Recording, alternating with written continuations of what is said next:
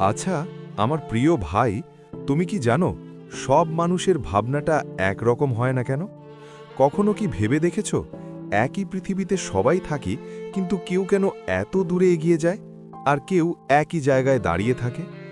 যদি সত্যি জানতে চাও তাহলে এই কথাগুলো শেষ পর্যন্ত শোনো। একজন মানুষ ভাবে আজকের খাবার নিয়ে, আরেকজন মানুষ ভাবে আগামী 10 বছর নিয়ে। একজন সুযোগ দেখেও ভয় পায়, আরেকজন ভয়ের মধ্যেই সুযোগ খুঁজে নেয়। কেউ কষ্টকে অভিশাপ ভাবে, কেউ সেই কষ্টকেই নিজের শক্তি বানায়। কেউ বলে আমার দ্বারা হবে না, আর কেউ বলে আমাকে করতেই হবে। এই কারণেই সব মানুষের ভাবনা সমান হয় না, কারণ পরিস্থিতি এক হলেও চিন্তা করার সাহস সবার একরকম নয়। মনে রেখো, তোমার ভবিষ্যৎ ঠিক করে তোমার ভাবনা। তোমার ভাবনাই একদিন তোমার পরিচয় হয়ে দাঁড়াবে। তুমি কোন পরিস্থিতিতে আছো, সেই পরিস্থিতি অনুযায়ী সঠিক সিদ্ধান্ত নিয়ে এগিয়ে যাও।